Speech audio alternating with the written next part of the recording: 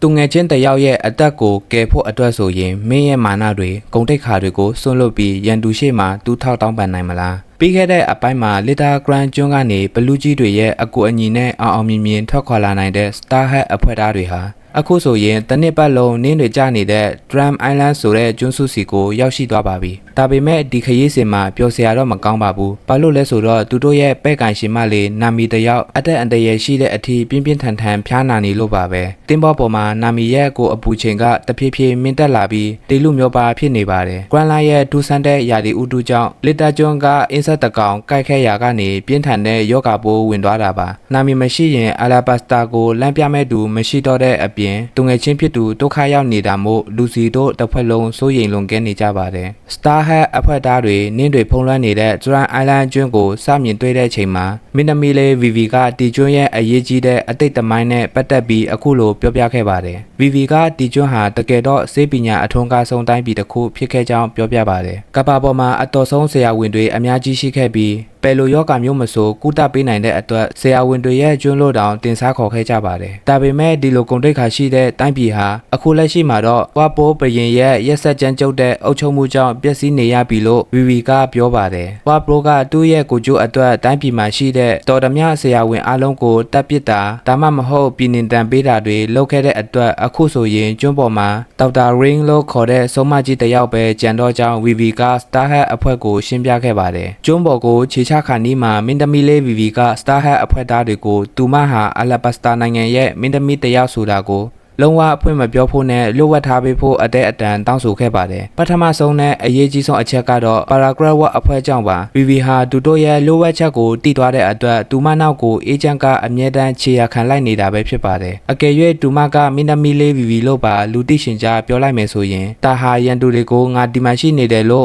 လမ်းအချက်ပြတယ်လို့ဖြစ်သွားမှာပါတွန်းအိုင်လန်ဟာဝါဘရိုဘရင်ရဲ့ရက်ဆက်တဲ့အုပ်ချုပ်မှုအောက်မှာခန်းစားခဲ့ရပြီးသားဖြစ်တယ်လို့အခုလည်းပင်လယ်ဓမြတွေရဲ့ရန်ကိုကြောက်နေရတာပါအကယ်၍သူတို့ကျွန်းပေါ်မှာနိုင်ငံရေးအရေးပါတဲ့ကပ္ပအစိုးရအဖွဲ့ဝင်အလဘတ်စတာရဲ့မင်းသမီးလေးခိုလုံနေတယ်ဆိုတာသိသွားရင်ဒီကျွန်းကိုလာရောက်ဖျက်ဆီးနိုင်ပါတယ် VV ဟာစိတ်တဘောထားနှူးညံ့ပြီးသူမကြောင့်အပြစ်မဲ့တဲ့ Drum တိုင်းပြည်ကရွာသားတွေကိုဒုက္ခမရောက်စေချင်ပါဘူးလို့ VV ကဆိုပါတယ်ကပ္ပအစိုးရရဲ့ကပ္ပအစည်းအဝေးမတွားခင်အလာဘတ်စတာနိုင်ငံအတွင်းကအရေးကြီးတဲ့ပုံကိုယ်တွေနဲ့ VV ရဲ့ဖခင်ဖြစ်တဲ့နာဖာဒလီကိုဘာတို့တိုင်ပင်ကြတာပဲဖြစ်ပါတယ်အစည်းအဝေးမှာတိုင်ပင်နေကြတာကအလာဘတ်စတာနိုင်ငံဟာကပ္ပအစိုးရကိုနှစ်စဉ်ဘန်နာတော်ဆက်တနေရပေမဲ့ကပ္ပအစိုးရကအလာဘတ်စတာပြည်သူတွေတကယ်ဒုက္ခရောက်နေတဲ့အချိန်တွေမှာထိထိရောက်ရောက်ကူညီပေးခြင်းမရှိတဲ့အချက်ကိုဆွေးနွေးကြတာပါကိုပါဘရင်ကအစည်းအဝေးမှာဒီအချက်ကိုပြင်းပြင်းထန်ထန်တင်ပြဖို့ပြင်ဆင်နေတာပါအလာဘတ်စတာနိုင်ငံဟာကန္နာယတိုင်းပြည်ဖြစ်လို့ရေဟာအတက်ပါပဲဒါပေမဲ့မကြသေးမီကစားပြီးမြို့တော်အလူဘနာမှာမိုးရွာပြီးတခြားမြို့တွေမှာတော့မိုးလုံးဝမရတဲ့ပြဿနာဖြစ်လာပါတယ်အစည်းအဝေးမှာတန်ဘော်ဒါလို့ခေါ်တဲ့မိုးအတူရွာစေတဲ့ဆေးမုံကိုတရားမဝင်တုံးဆွဲနေတဲ့တန်တရားကြောင်းဆွေးနွေးနေကြပါ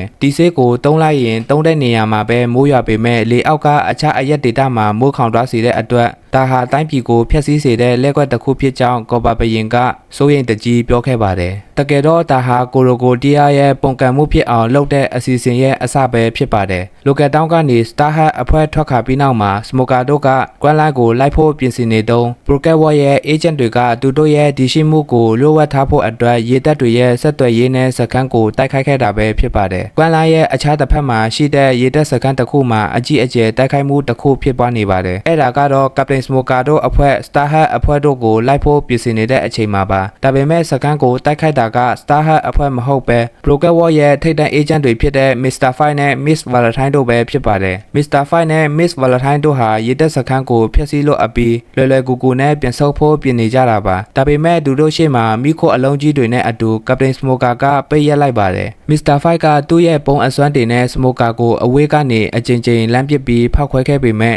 Smoker ကတော့တုတ်တောင်မလုပ်ခဲ့ပါဘူး။ Smoker ကသူ့ရဲ့အေယာမမိခိုလက်တန်ကြီးတွေနဲ့ Mr. Fight နဲ့ Miss Valentine တို့ကိုပါလေထဲမှာတင်အမိဖမ်းပြီးတုံနှောင်လိုက်ပါတယ်။ပြီးတော့သူ့ရဲ့အတီးကလက်နက်ဖြစ်တဲ့ Sea Prince 3တပ်ဆင်ထားတဲ့ဂျပန်စတိုင်လန်ရှီကြီးနဲ့သူတို့နှစ်ယောက်ကိုမြေပြင်ပေါ်တို့ပြင်းထန်စွာရိုက်ချလိုက်ပြီးတခါတည်းတတိလက်အောင်အပြက်အသက်နိုင်နေလိုက်ပါတော့တယ်။စမိုကာကသူတို့ကိုအနိုင်ယူပြီးနောက်သူတို့စီကပရိုကက်ဝတ်အဖွဲ့အစည်းရဲ့လိုဝက်ချက်တွေနဲ့သူတို့ရဲ့နောက်ထပ်ပြစ်မှတ်ကအလာဘတ်စတာနိုင်ငံဖြစ်တယ်ဆိုတာစစ်စစ်သိရှိသွားခဲ့ပါတယ်။ဒါကြောင့်ပဲစမိုကာဟာ Star Hat အဖွဲ့ကိုလိုက်ရင်းနဲ့ Alabasta မှာလုံမဲ့ပုံကံမှုကိုတားဆီးဖို့အတွက်ခရီးစဉ်ကိုချက်ချင်းပြောင်းလဲလိုက်ရခြင်းပဲဖြစ်ပါတယ်ကျွန်းပေါ်ကိုခြေချလိုက်တဲ့လူစီတို့ကိုကြိုဆိုတာကပန်းပွင့်တွေမဟုတ်ဘူးလက်နက်ကိုစီကင်ထားတဲ့ရွာသားတွေပဲဖြစ်ပါတယ်ဒီရွာရဲ့အကောင်းဆောင်ကတော့တောတန်လို့ခေါ်ပါတယ်သူတို့ဟာပင်လယ်ဓမြတွေကိုလုံးဝမယုံကြည်ကြပဲလူစီတို့ကျွန်းပေါ်ကနေမောင်းထုတ်ဖို့တနက်တွေနဲ့လမ်းပြကြပါတယ်လူစီကစိတ်တူသွားပြီးလက်တီးစားတင်ပြစ်ခတ်တော့မဲ့အခန့်အတန်းမှာပဲမင်းသမီးလေးဗီဗီက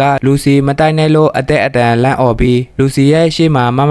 ပေးရက်လိုက်ပါတယ်ဗီဗီဟာလူစီကိုတိုင်တောင်အံ့ဩသွားအောင်ဝင်သားခဲ့တာပါဗီဗီကလူစီကိုတားရတဲ့အကြောင်းရင်းကိုအခုလိုရှင်းပြပါတယ်ငါတို့ဒီရွာသားတွေကိုအနိုင်ယူလို့ရပေမဲ့ငါတို့ဒီကျွန်းပေါ်လာတာကနာမီအသက်ရှင်ဖို့ဆရာဝန်ရှာဖို့အတွက်ပဲအကယ်၍ငါတို့ရွာသားတွေကိုတိုက်ခိုက်လိုက်ရင်သူတို့ကငါတို့နဲ့ဆရာဝန်တွေ့ဆုံခွင့်ပေးမှာမဟုတ်ဘူးဆိုပြီးပြောပါတယ်ဗီဗီရဲ့စကားတွေကိုကြားလိုက်ရတဲ့အခါလူစီကတိုက်ခိုက်ဖို့ပြင်နေတဲ့လက်တီးကိုချက်ချင်းဖြေလျှော့လိုက်ပါတယ်သူကဟုတ်တာပဲနာမီဆရာဝန်လိုအပ်တယ်အဲ့ဒီနောက်မှာလူစီဟာရွာသားတွေရဲ့ရှေ့မှာသူထောက်ဦးညွန့်ပြီးငါတူငယ်ချင်းကိုကယ်ပေးကြပါဆရာဝန်တယောက်ရှာပေးပါလို့မျက်ရည်ဝဲရင်တောင်းပန်ခဲ့ပါတယ်စစ်မှန်တဲ့စိတ်သက်ကိုမြင်သွားတဲ့ဒေါတန်ဟာတပေါ်ထားပျော့ပြောင်းပြီးသူတို့ကိုရွာထဲပေးဝင်ခဲ့ပါတယ်ဒါပေမဲ့သူကစိတ်မကောင်းစရာတည်င်းတစ်ခုပြောပြပါတယ်ဒီကျွန်းမှာဝါပိုပရင်ရဲ့ရက်စက်မှုကြောင့်ဆရာဝန်တွေအကုန်တက်ခံရဒါမှမဟုတ်ထပ်ပြေးကုန်ကြအခုကျွန်းပေါ်မှာကျန်တာဆိုလို့တောင်ထိပ်ကရဲတိုက်ကြီးထဲမှာနေတဲ့ဒေါက်တာဂရင်းဆိုတဲ့ဆုံးမကြီးတစ်ယောက်ပဲရှိတော့တယ်လို့ဆိုပါတယ်တော်တန်ကဒီညတော့ငါတို့ရွာမှာနားလိုက်ကြအောင်မနက်ဖြန်ကြမှာဒေါက်တာဂရင်းစီသွားဖို့လမ်းပြပေးမယ်လို့ကန့်လန့်ခဲ့ပေမဲ့ Star Hat အဖွဲ့မှအချိန်မရှိတော့ပါဘူးနာမီရဲ့အဖျားက40ဒီဂရီအထိကျော်တက်သွားပြီးတေလူမျိုးပါဖြစ်နေတာကြောင့်တညလုံးစောင့်ဖို့ဆိုတာနာမီကိုတေလူအဖြစ်လက်ခံလိုက်တာနဲ့အတူတူပဲဒါကြောင့်လူစီကငါတို့အခုချက်ချင်းတွားရမယ်လို့ဆုံးဖြတ်လိုက်တဲ့အခါဆန်ချီကလည်းတစ်စက္ကန့်မှမတွန်းဆုပ်ပဲလူစီနဲ့အတူလိုက်ဖို့ချက်ချင်းအသင့်ပြင်ခဲ့ပါတယ်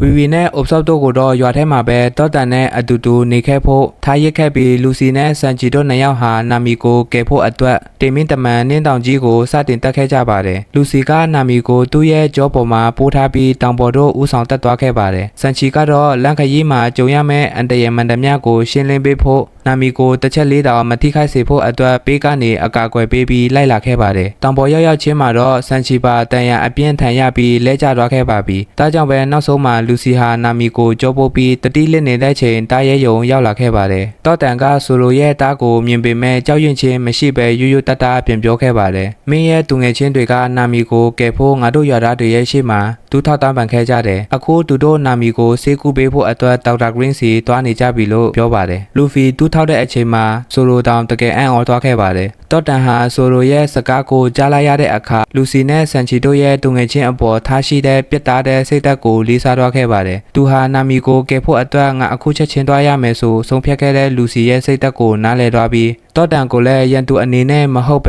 ဲလူစီတို့ကိုကူညီပေးတဲ့သူအဖြစ်ဆိုလိုကလက်ခံလိုက်ပါတယ်အခုချိန်မှာနာမီတယောက်ရဲတိုက်ရဲ့အခန်းတစ်ခုထဲကကတင်ပေါ်မှာတတိပြန်ရလာခဲ့ပါတယ်သူမနိုးနိုးချင်းမှာပဲမြင်လိုက်ရတာကရိုးရိုးဆေးရုံအခန်းမဟုတ်ပဲထူးဆန်းတဲ့ပလင်းတွေစာအုပ်တွေနဲ့ပြည့်နှက်နေတဲ့ဆုံးမကြီးရဲ့လိုဝတ်တက်ခန်းခွဲကြီးလိုမျိုးဖြစ်နေတာပါအဲ့ဒီချိန်မှာပဲတကားဝါကနေအပြာရောင်နှာခေါင်းနဲ့ကတိပါအုပ်ထုပ်ဆောင်းထားတဲ့ချစ်စရာကောင်းတဲ့ဖြန်လေးမဟုတ်ပါဘူးတိုင်ခွဲကနေကောင်းလေးပဲထွက်ပြီးချောင်းကြည့်နေတာကိုနာမီမြင်လိုက်ရပါတယ်နာမီကအဲ့ဒါပါလေးလဲလို့အံ့ဩတုန်လှုပ်စွာမေးတဲ့အချိန်မှာချွတ်ပါကငါကဆရာဝန်ပါလို့လူလိုစကားပြောလိုက်ပါတယ်ဒါဟာနာမီနဲ့ချွတ်ပါတို့ရဲ့ပထမဆုံးမိတ်ဆက်တဲ့အခန်းဖြစ်တယ်လို့ဝန်ပီရဲ့ချစ်စရာအကောင်းဆုံးမူးမန့်တွေထဲကတစ်ခုလည်းဖြစ်ပါတယ်သူမရဲ့ကိုအပူချိန်ဟာပုံမှန်ပြန်ဖြစ်နေပါပြီလီတာဂရန်ကနေဝင်လာတဲ့ပြင်းထန်တဲ့ယောဂပိုးကိုဒေါက်တာဂရင်းကအချိန်မီကုသပေးနိုင်ခဲ့တာပါကျင်းပေါင်းပြီးအမိုက်စာဝတ်ဆင်ထားတဲ့ဆုံးမကြီးဒေါက်တာဂရင်းအခန်းထဲဝင်လာပါတယ်။သူမကနာမီကိုမလုံနဲ့အောင်မင်းတေလူမျိုးပါဖြစ်ခဲ့တာငါစီကြောင့်ပဲအသက်ရှင်တာလို့ပြပြတတ်တာပြောခဲ့ပါတယ်။ဒေါက်တာဂရင်းဟာနာမီရဲ့ခန္ဓာကိုယ်က